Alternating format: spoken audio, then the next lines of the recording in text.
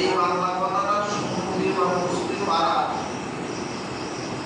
এর দ্বারা একটা উপদেশ আমাদের গ্রহণ করা যে আমাদের কারো মানসিকতা যদি উঁচু হয় তাহলে আল্লাহর পথে রহমত আমাদের অন্তরে স্থান নেবে না।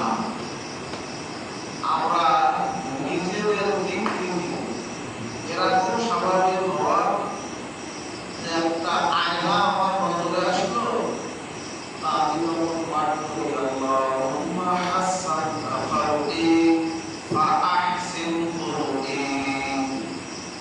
কি এর দোয়া কারো জানা আছে? পরের দিন একবার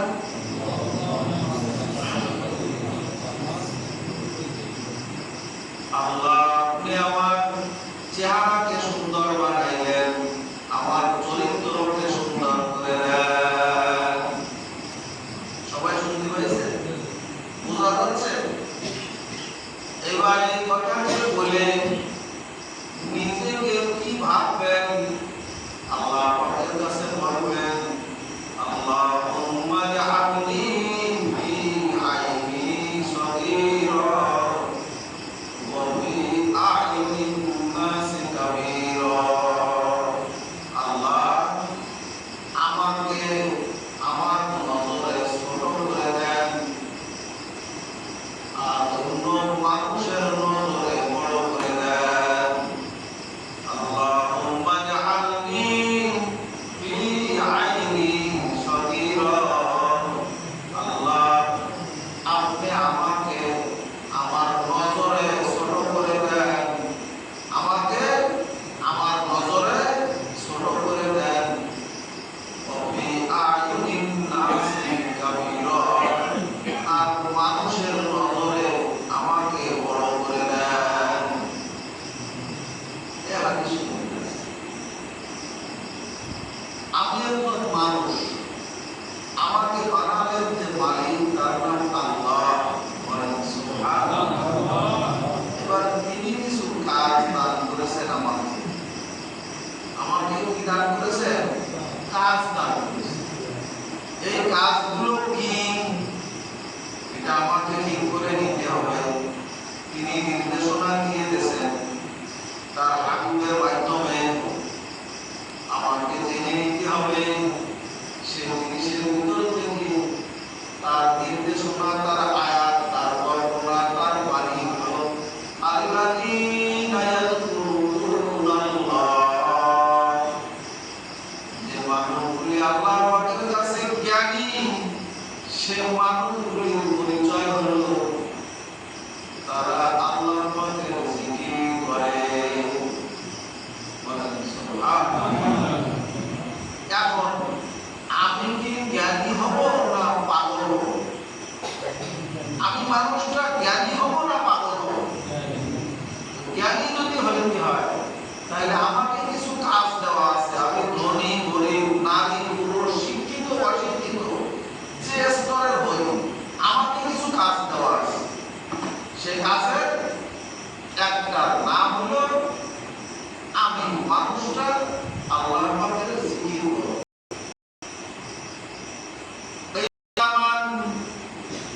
আমার জীবনের সময় যদি দাঁড়ানো অবস্থায় থাকে, আমি দাঁড়ানো অবস্থায় আল্লাহকে আল্লাহ বলে ডাকা কাজ করব।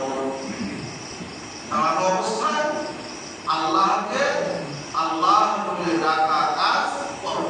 এটা আমার কাজ, এটা আমার রবের হুকুম, তার ফরমান।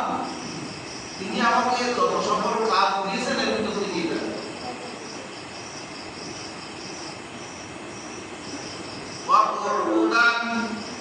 আমি মানুষটার জীবনে বসা অবস্থা আসে না? এই বসা অবস্থায় আমি আল্লাহকে আল্লাহ বলে ডাকা কাজ করব। বসা অবস্থায় আমি মানুষটার জীবনে শোয়া অবস্থা আসে। আমি একজন মানুষের দাঁড়ানো অবস্থা আছে, বসা অবস্থা আছে, শোয়া অবস্থা আছে। এই অবস্থায় আমাকে কি করতে হবে? আল্লাহকে আল্লাহ বলে ডাকা কাজ করতে হবে।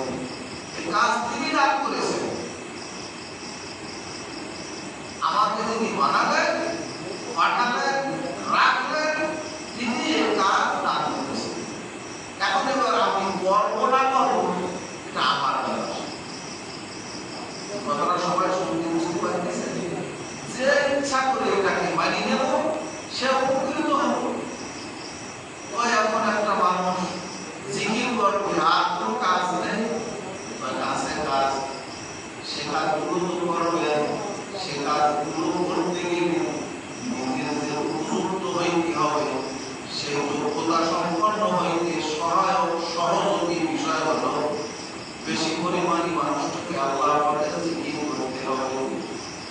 হাদিস শরীফে আছে রাসূল করিম সাল্লাল্লাহু আলাইহি ওয়াসাল্লাম বলেছেন, কোন মানুষ যদি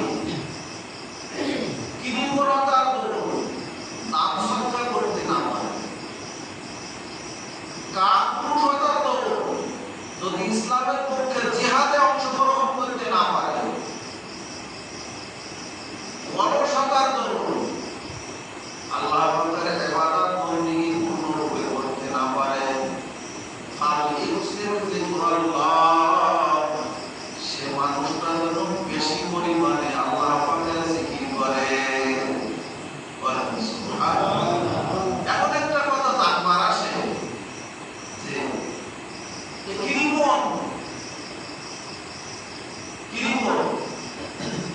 ও তো বেহেশতে যাবে না, কৃপণ কোথায় যাবে না বলে আপনি সব পান কিতাবে লেখা আছে, আগার চাল এবার দাঁত বা কামে বকিল ওয়ারেক বা লেবা সদরুলা মে বকিল আগার দাঁত তাপাস গঞ্জে কারুয়ার আগার কামে হাসরু এবাসুয়ার নায়াত সাত বকিলা কেনা আমার করি আগার রোজগার পুরান চা করি মকুনের দেবাতে বামালে বকিল মকুর নামে মালর বানালে বকিল বকিলা কুয়াল জাহেদে বাহরুবা বেহেশতি নামাস বাহরুব মে খবর। বকিল কোথায় যাবে না? বেহেশতে যাবে না, বেহেশতি নামাস বাহরুব মে খবর। আল্লাহ আল্লাহ বেহেশতে যাইতে পারবে না বকিল, কথা হাদিস শরীফে আছে। তাহলে এখন এই বকিলি যার মধ্যে ঢুকেছে, এই বকিলি যদি বাহির করতে হয় আল্লাহ পাকের জিকির করতে হবে, সে মানুষটা কৃপণতা নামক দোষ ছেড়ে সে সকিন তাজিলতার স্তরে পৌঁছাইতে সক্ষম হবে। যেই মানুষটা অলস অবদ আল্লাহ ইবাদত বন্দেগী অবহেলা, সে যদি জিকির করে তাহলে সে অলসতা কাটিয়ে যাবে। আল্লাহ পাক বলেছেন ওয়ালা তাকুম মিনাল গাফিলিন, তুমি এক মুহূর্তের জন্য গাফিল হইও না, এক মুহূর্তের জন্য গাফিল হইও না। আমি এখন কিছু সময় ওয়াজ করব আর কিছু সময় আলোচনা করব। এখন দয়া করে সকলের মধ্যে খুব যত্ন সহকারে কথাগুলো শুনে রাখি। আল্লাহ আমাদের সকলের রহমত করুন, বলেন আমিন।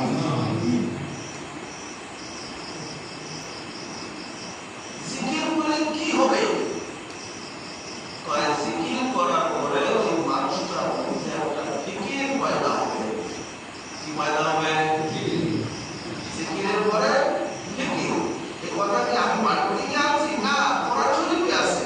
ওয়ায়াতাফাক্কারুনা, যে মানুষগুলি বসা অবস্থায়, শোয়া অবস্থায়, দাঁড়ানো অবস্থায়, অর্থাৎ সর্ব অবস্থায় আল্লাহকে নিয়ে মগ্ন থাকে, আল্লাহর সন্তুষ্টির ফিকির নিয়ে থাকে, আল্লাহর মহাব্বতে মগ্ন থাকে, আল্লাহ আমাকে দেখতেছেন এই ধ্যান অন্তরে ধারণ করে থাকে, আল্লাহ আমার অতি নিকটে এই চেতনা অন্তরে ধারণ করে,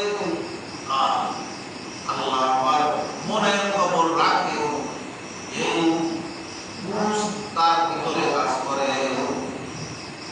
এই মানুষটার ভিতরে ফিকির পয়দা। কি ফিকির?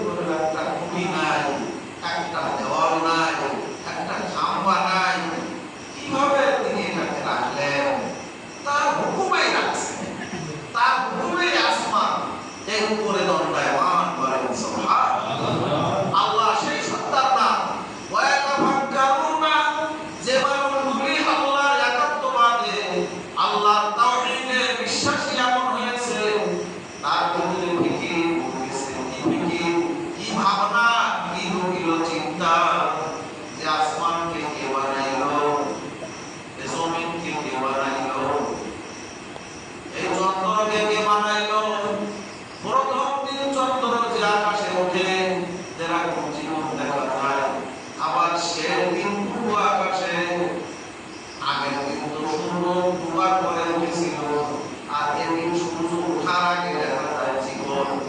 অমাবস্যার আগের রাত্রি পূর্ব আকাশে চাঁদ দেখা যায়, অমাবস্যার আগের রাত্রে পূর্ব আকাশে ফজরের আগে চাঁদ দেখা যায়।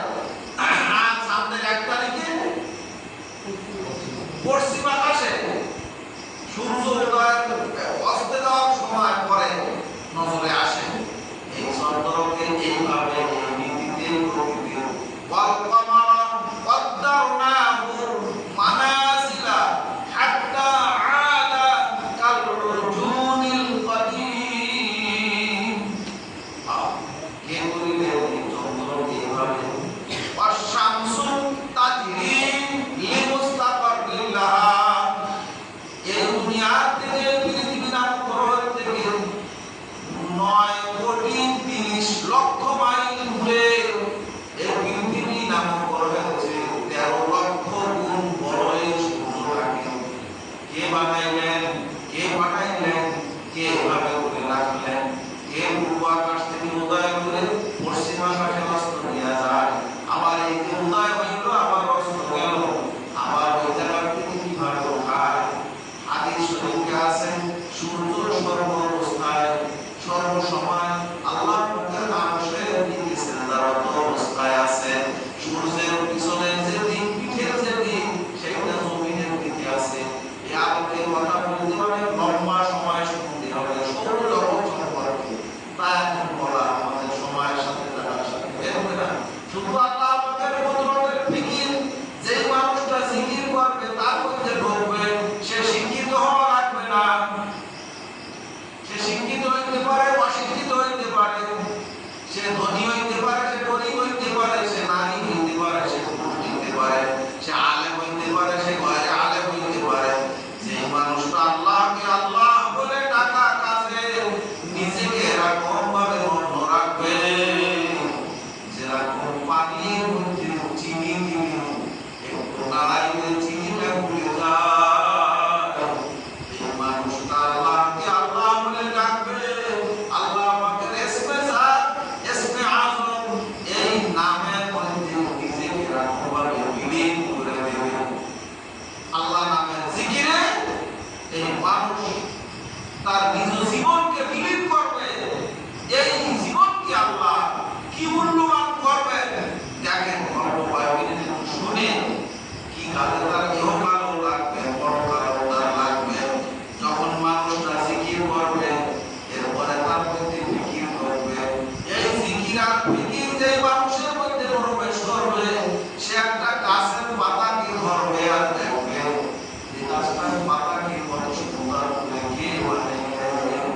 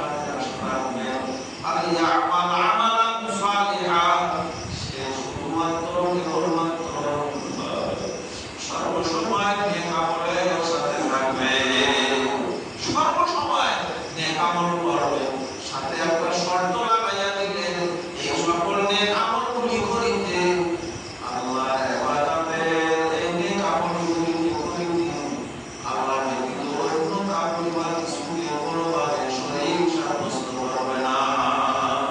ওয়ালা ইশরিক, শরীক করবে না বিইবাদাতি রাব্বিহি, তার রবের ইবাদতে আদায় করিতেছি নামাজ ইবাদত, উদ্দেশ্য যদি হয় আল্লাহ ব্যতীত অন্য কোনো, কেউ দেখবে, কেউ শুনবে, কেউ ভালো করবে, কেউ সন্তুষ্ট হবে, এই আল্লাহ ব্যতীত অন্য কোনো গরজ দিয়া যদি আমি নামাজ নামক ইবাদতকে করতে থাকি, কোরআন কারীম তেলাওয়াত নামের ইবাদত করতে থাকি, জিকির আজকার নামের ইবাদত করতে থাকি, দান সদকা নামের ইবাদত করতে থাকি, তাহলে আল্লাহ পাক রব্বুল আলামিনের যে শর্তটা নষ্ট হয়ে গেল।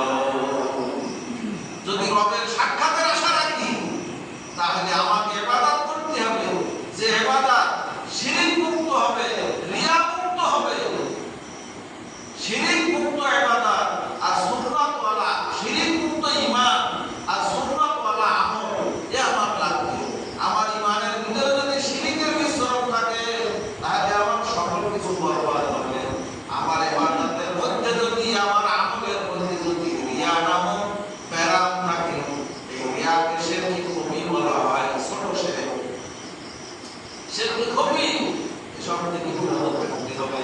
এই সকল বিষয়কে আপনার কোরআন রাস্তায় পড়াবেন, এই সকল বিষয় কোন স্কুলে পড়াবেন, এই সকল বিষয় কোন জায়গাতে গিয়ে এখন আলোচনা করবে, আপনার রোগের সংশোধন করবে, এই জাতীয় বিষয় জায়গাতে আসা বসা পড়াশোনার মধ্য দিয়ে আল্লাহ পাকের রহমতে চিকিৎসা হবে। যার যে সকল রোগ আছে, আত্মার ব্যাধি আছে, এগুলির চিকিৎসার জন্য আলোচনা হবে। আল্লাহ পাক রব্বুল আলামিন ফরমান, মান কানা ইয়ারজু লিকা আল্লাহ ফা ইন্না আজালাল্লাহি লাআত, যে মানুষ আশা করবে তার রবের সাক্ষাতে, এই সাক্ষাতের আশা নিয়ে সে অপেক্ষা করবে, অবশ্যই অবশ্যই তার সাক্ষাতের সময় আসবে। এখন আপনি আমি এই জীবনের এ কয়েকদিন, এ কয়েক মাস, এ কয়েক বছর, ওই আপনার আমার ভিতরে চাহিদায় পয়দা হয় না, তার সাথে দেখা হওয়ার যে চাহিদা, এই চাহিদা হয় নাই। চাহিদা হইলেই তো আপনি আমি ডাকিতাম আর বলিতাম, ওরে দয়াল মাওলা রে, কি করিলে পাইব বলো তোমারে, বলেন ওরে দয়াল মাওলা রে, কি করিলে পাইব বলো তোমারে, ওরে দয়াল মাওলা রে, কি করিলে পাইব বলো তোমারে।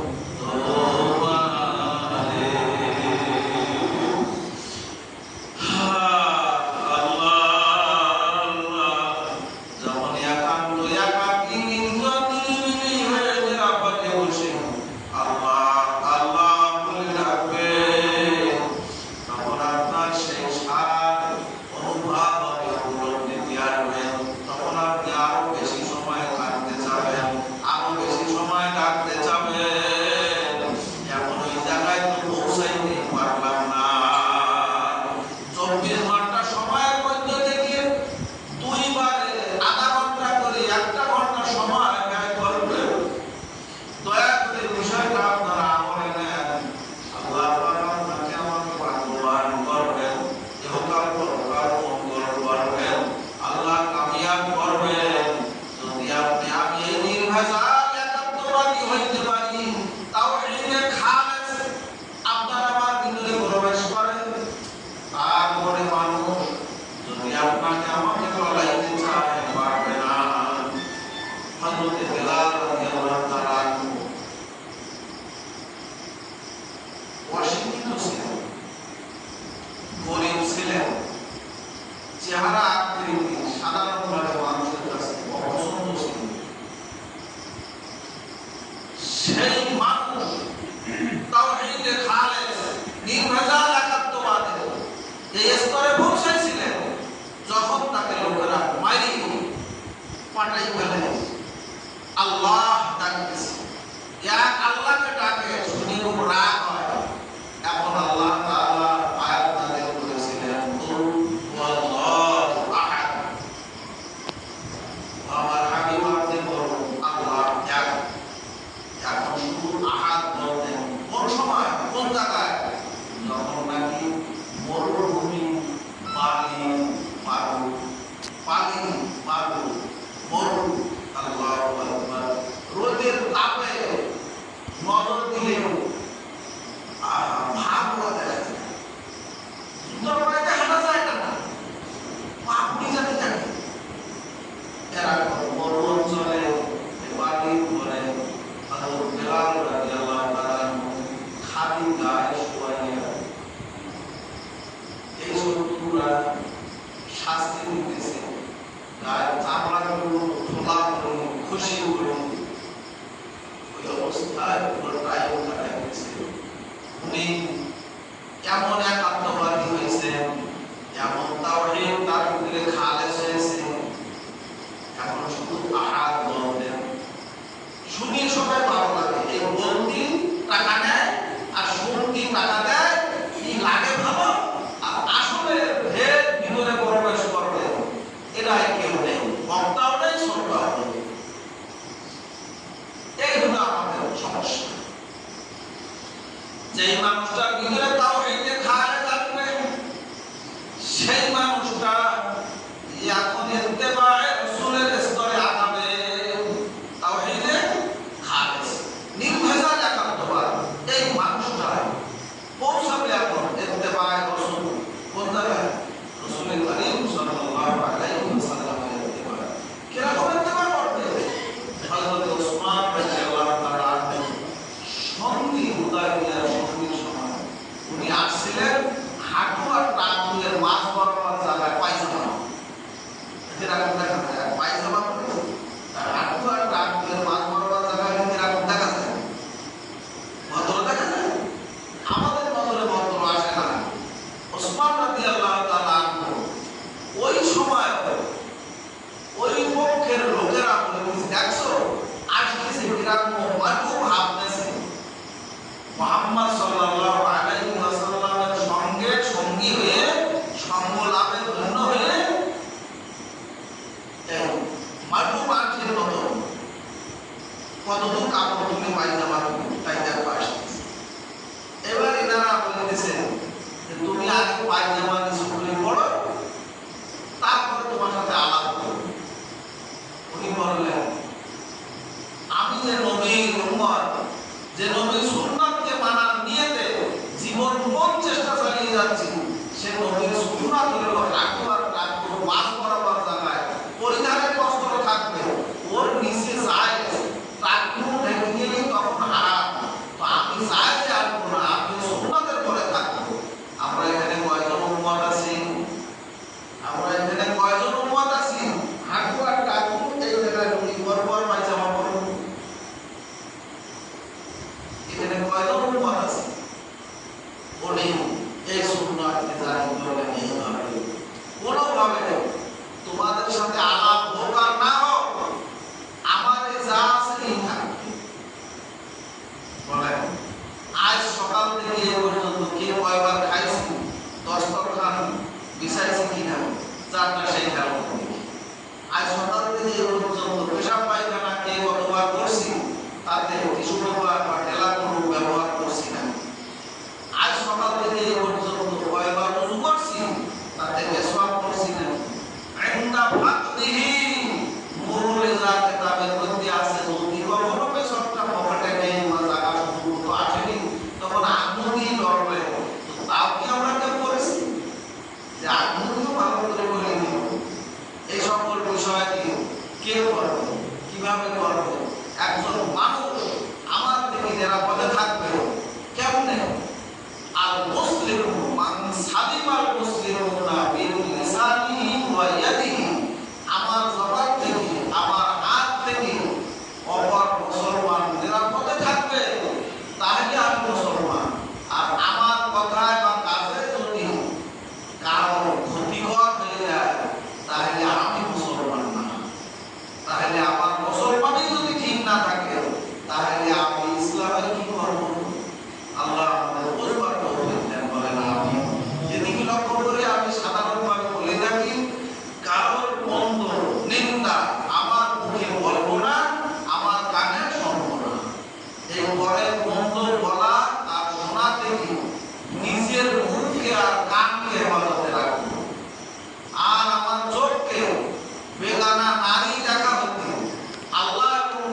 রাসূল যা নিষেধ করেছেন তা দেখা থেকে আমার চোখকে আমার নজরকে আমি হেফাজতে রাখবো। আল্লাহ আমাদের বুঝবার তৌফিক দেন, বলেন আমিন। এরপরে আমি যখন যেটা খাবো, আমার খাওয়া হোক পান করা হোক, সেটা আমার জন্য হালাল কিনা এটা আমি জেনে নেব। আমার জন্য হালাল হলে আমি খাবো, হালাল না হলে যত পদার্থ হয় আমিও খাবো না, এটাকে আমি লক্ষ্য রাখবো। আমি একটা গরু না, আমি একটা মানুষ। বলেন ওই রাস্তার পাশে খানা থাকে, ওই খানায় কচুরিপানা থাকে, ওই কচুরিপানা মানুষ কাটিয়ে গরুকে খাইতে দেয়। ওই সাথে যদি একটা কচুরিটাও দেয়, এক ঝুড়ি কচুরিপানার মধ্যে যদি একটা কচুরিটা থাকে, তো ওই গরুটা কেমন ভাবে সব পরিষ্কার করে খাবে, ওই কচুরিটাটাও থেকে যাবে। আর আমি মানুষ হয়ে যদি ওই কচুরিপানা আর কচুরিটাটা না চিনি, তাহলে কি গরু না মানুষ না গরুর চেয়ে অনেক নিকৃষ্ট স্তরে পৌঁছে গেছি, তার যে আমার খবর নেই। এ খবর কে বলবে? আপনারা কেউ শুনতে বলতে পারলেন? বলে এখানে আটকে গেল, এখানে আছে কি লাভ হবে? এখন এমনি সকল কথা কটা হইল, এখন এতে কতটুকু উপকার হবে, কার হবে, কে তাকে গ্রহণ করবে? আল্লাহ সকলের বুঝবার তৌফিক দেন, বলেন আমিন। আমাদের সন্তানাদিরা এই জগতে বহু রকমের শিক্ষা আছে, কিন্তু কি শিক্ষা শিখতেছে, সেটা কুশিক্ষা শিখতেছে না সুশিক্ষা শিখতেছে, এটা আমি বাপ মা, আমি গার্জেন, আমি বড় ভাই, আমি যদি গরুকে না করে দিলে কে করবে? আমি সহি বলে কোরআন কারীম তেলাওয়াত শিক্ষা করেছি কিনা, তার নিয়মিত তেলাওয়াত আমার আছে কিনা, আমি কি মানুষ? যদি মানুষ হয় তাহলে আমাদের সকল বিষয় পরীক্ষা করতে হবে, এটা তো মানবিক জ্ঞান। আমাকে কোরআন কারীম থেকে পরিমাণ মতো সহি মুখস্থ শিখতে হবে। কেমন? নামাজে কোরআন শরীফ থেকে দেখি যদি পড়ি তাহলে নামাজ হবে না, তাই আবার অসহি পড়ি তা নামাজ হবে না।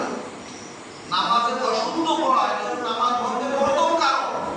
এখন নামাজ ভঙ্গের কারণ 19টি, 1 নম্বর হলো নামাজে অশুদ্ধ পড়া। আর আমি যেটাই শুরু করি সেটা অশুদ্ধ, তাহলে তো আমার নামাজ হয় না। তাহলে নামাজ পড়ে কি হবে যদি না হয়? এখন সকলের নামাজ সহি হওয়ার পরিমাণ, সূরা কেরাত, দোয়া, দুরূদ সহিভাবে শিখে নেওয়া, এটা হলো প্রথম এবং প্রধান কাজ। প্রত্যেক মানুষের ঈমান গ্রহণের পরে এ সকল কাজ পড়তে হবে, নামাজ আদায় করতে হবে। নামাজ এমন সহি হওয়ার যদি লাগবে সূরা কেরাত, দোয়া, দুরূদ, এবার সেগুলো সহি না হলে অশুদ্ধ হবে না, ভেঙে যাবে, তাহলে কি হবে? তাই আল্লাহ পাক রব্বুল আলামিন আপন করুণায় আমাদেরকে তৌফিক দিলেন এই সকল বিষয়ের সন্ধান জেনে আমাদেরকে বিশেষ কাজে ব্যবহার করা হবে। শিরকের কাজ যখন আমি তাওহীদে খালেসের পরে পূর্ণতা পৌঁছাবো, এরপরে ইত্তেবায়ে রাসূল, রাসূল কারীম সাল্লাল্লাহু আলাইহি ওয়াসাল্লামের সুন্নাত আমার ব্যক্তি জীবন, আমার পারিবারিক জীবন, আমার সামাজিক জীবনে, আমার আর্থিক অর্থনৈতিক জীবনে, আমার রাজনৈতিক জীবনে আসবে, সেগুলোকে আমার শেয়ার করতে হবে। হরেক রকমের ভেজাল আসবে, এই ভেজালের মধ্যে আমাকে ভালো থাকতে হবে, কোন লাইন অবলম্বন করতে হবে, খুব সচেতন ভাবে বলবার চেষ্টা করবেন। ভেজাল যে একটা শব্দ, ও কিন্তু খারাপের সাথে না, খারাপের থেকে ভেজাল হয় না। ভেজাল যেটা সেটা কিন্তু ভালোটার থেকেই হয়। যার নামে ভেজাল বলা হচ্ছে ও কিন্তু পিছনে পড়া ভালো ছিল, এখন ভালো থেকে ও ভেজাল হয়েছে। এখন আসলে সে ভেজাল হলো না আপনি ভেজাল হয়েছে সেটা আপনাকে ঠিক করে নিতে হবে। এখন অন্যকে ভেজাল করে দিয়েছে, ওদিকে নিজে ভেজাল করা হয়েছে, নিজের স্বার্থে আপনি একজনকে ভেজাল করে দিয়েছেন। আসলে গোড়ায় তলায় দেখেন যে আপনি ভেজাল, কিন্তু যাকে আপনি ভেজাল করে দিয়েছেন সে ঠিক আছে, সে এখন ভালো অবস্থায় আছে। এটাকে বুঝতে সক্ষম হতে হবে। আল্লাহ আমাদের বোঝার তৌফিক দেন, বলেন আমিন। তাওহীদে খালেস, ইত্তেবায়ে রাসূল, এই কাজ করি আমার কি হবে? জিকির করে কি হবে? জিকির আসবে। জিকির করে কি হবে? আমার তাওহীদে খালেস আসবে। তাওহীদে খালেসের পরে আমার ইত্তেবায়ে রাসূলের স্তরে আসবে।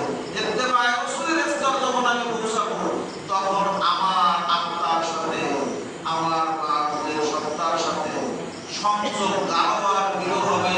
আমি আল্লাহ কি আল্লাহ বলে ডাকবো, আমার পরাণ জুড়াইয়া যাবে। আমি মাবুদ যখন আমার মালিক আল্লাহ বলে আল্লাহ কি আল্লাহ বলে ডাকবো, তখন আমার পরাণ জুড়াইয়া যাবে। এখন আমি আল্লাহ আল্লাহ বলে ডাকবো আর বলবো ওয়াজআল হুব্বাকা আহাব্বা ইলাইনা মিনাল মাইল ওয়াদি। রাসূলুল্লাহ সাল্লাল্লাহু আলাইহি ওয়াসাল্লাম ইরশাদ করেছেন, আল্লাহ আল্লাহ অনেক পিপাসা একটা মানুষের, পিপাসায় কাতর।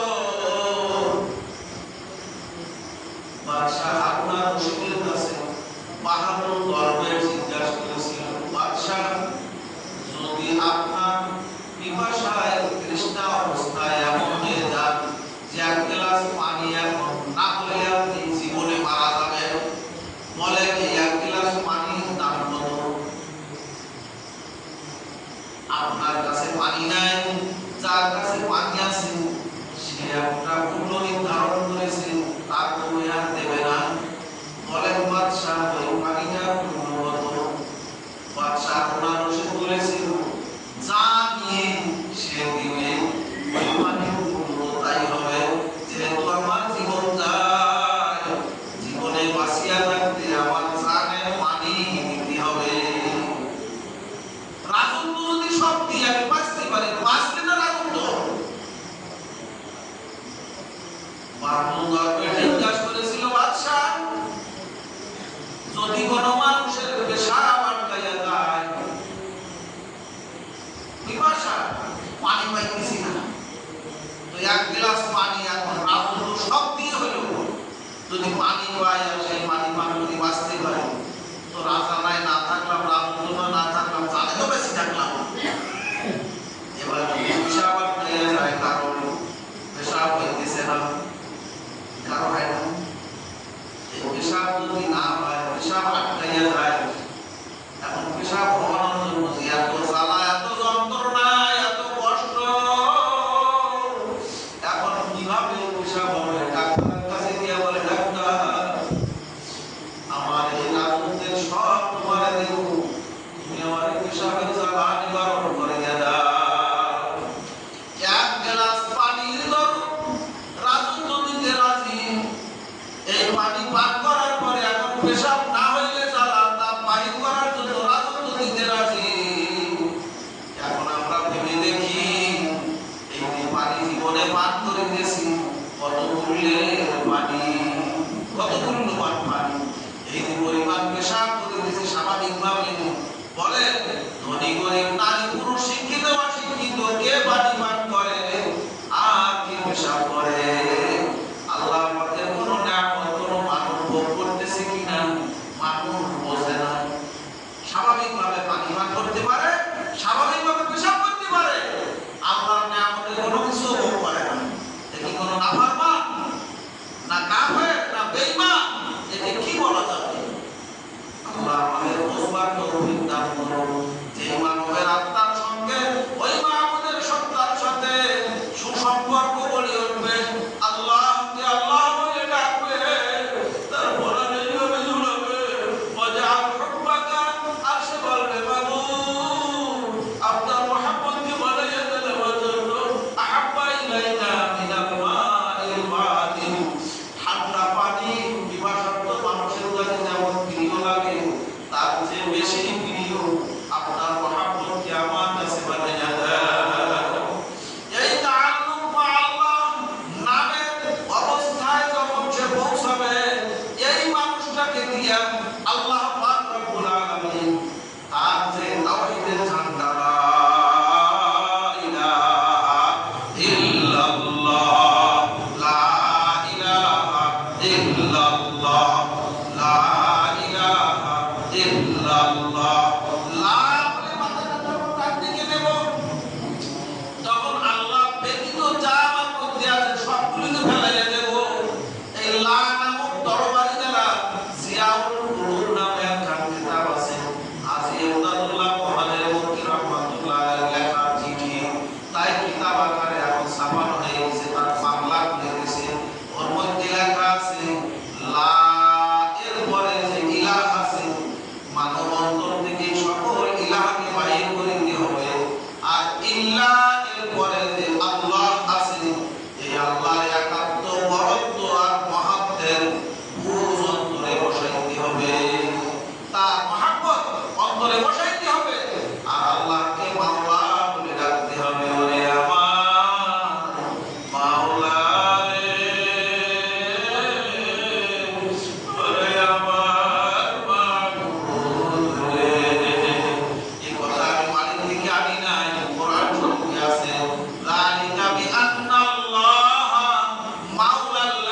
আল্লাযীনা আমানু ওয়া আন্নাল কাফিরিনা লা মাওলা লাহুম।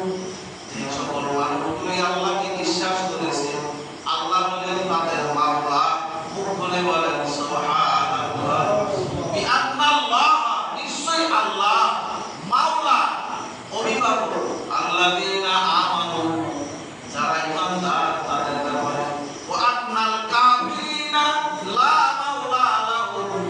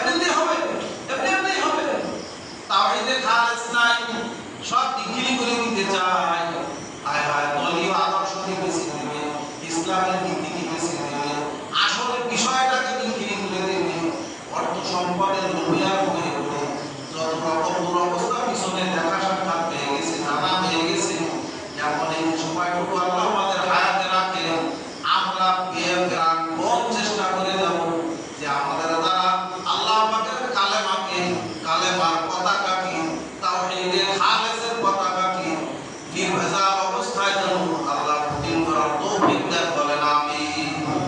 তার জন্য প্রয়োজনীয় যে সকল ব্যবস্থা সাময়িক যে সকল ব্যবস্থা তার গ্রহণ করতে হবে কি বলে এখন সেই গ্রহণ করতে আমাদের যে চেষ্টা করা লাগবে সচেতন সজাগ অবস্থা হওয়া লাগবে সে আয়াতগুলো হইতে হবে না আমাদের আল্লাহ আমাদের সকলের বলবার তৌফিক দেন বলেন আমিন। এখন বর্তমান রাজনৈতিক প্রেক্ষাপট যে অবস্থায় আছে তাতে আজকে শুরু করি আগামী শুক্রবার এমন সময় উপস্থিত মানুষগুলি এক বাসে উঠে ঢাকায় যেতে